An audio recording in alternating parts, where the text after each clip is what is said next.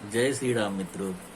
आज फिर से श्री रामचरितमानस के किष्किंधा कांड की कुछ चौपाइयों पर विचार विमर्श करना है, या ये कहिए कि भगवान के एक और कार्य की विवेचना करनी है। भगवान ने सुग्रीव को छुपकर क्यों मारा?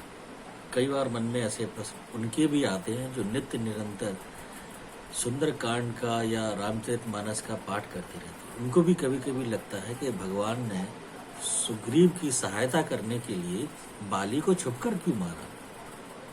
क्या सामने से नहीं मार सकते थे? या जब धर्म युद्ध होता है तो एक के साथ एक ही लड़ता है, ऐसे समय में छुपके वार करने का क्या अर्थ हो सकता है? और तो और बाली को खुद भगवान राम पर विश्वास होता है कि भगवान राम कभी किसी के साथ अन्याय नहीं कर सकते, क्योंकि जब तारा बाली को बता रही होती है कि सुग्रीव इस समय भगवान राम से मिला हुआ जो दशरथ के पुत्र है, तो बाली खुद कहता है, कह बाली सुनु भीर, भीर अर्थात पत्नी के लिए कहता है, प्रिय समदर्शी रघुनाथ, कि भगवान राम समदर्शी है, मतलब उनके लिए वही बात, सब मम प्रिय सब मम उपजाए, सभी मेरे प्रिय, सभी मेरे ही बच्चे हैं। तो समदर्शी रघुनाथ, भगवान राम के लिए बाली ने स्वयं कहा समदर्शी, मतलब उनके लिए मैं और सुग्रीव दोनों ही समान है, वो किसी के साथ अन्याय नहीं करेंगे। आगे भी कहता, जो कदाचि मोहि मार रहे, और अगर उन्होंने मुझे मारा भी तो मैं सनात हो जाऊंगा, तो पुनि होप सनात। मतलब जिन प्रभु श्री राम के लिए बाली को भी मन में विश्वास है कि वो उसके साथ अन्याय नहीं करेंगे, उन प्रभु राम ने बाली को मारा। तो कई बार यह प्रश्न मन में उठता है कि भगवान ने ऐसा क्यों किया?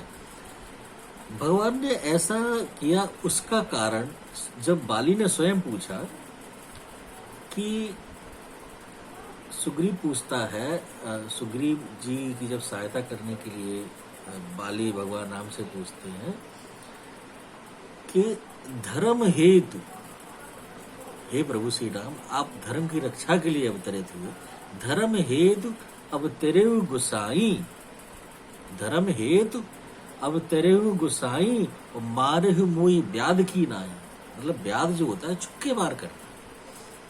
और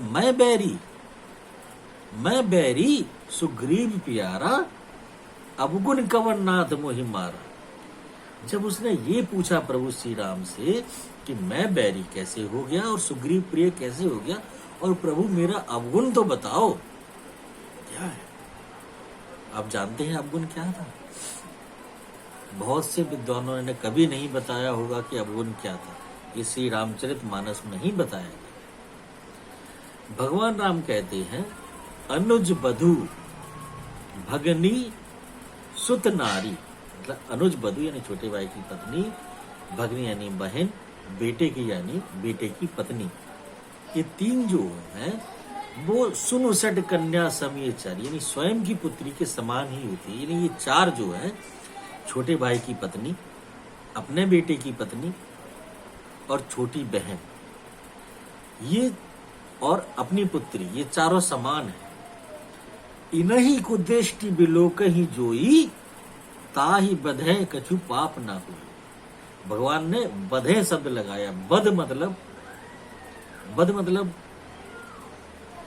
ऐसे व्यक्ति को मारना जो समाज के लिए कष्टप्रद है, या जिसके आचरण समाज में गलत संदेश ले जाते हैं।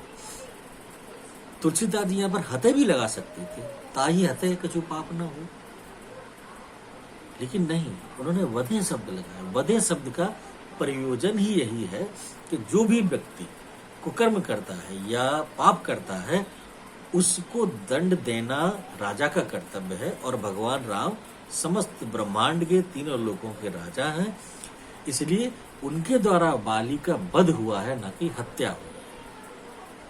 हत्या एक पाप है और वध एक दंड है। हत्या के बाद उस पाप का प्रायश्चित करना होता है, दंड के बाद दंड देने वालों को प्रायश्चित नहीं करना।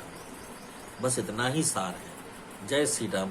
जल्दी ही फिर मिलूंगा रामायण की और नई चौपाइयों के साथ। तब तक जय सिया राम।